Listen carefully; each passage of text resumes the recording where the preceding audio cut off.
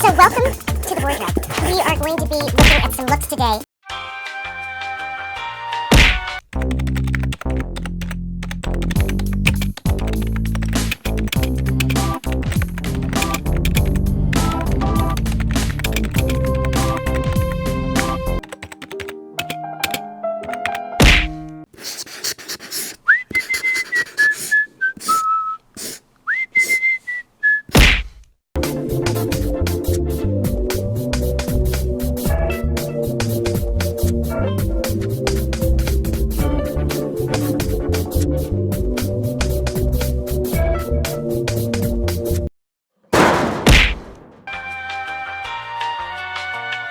Virez! Mais comment...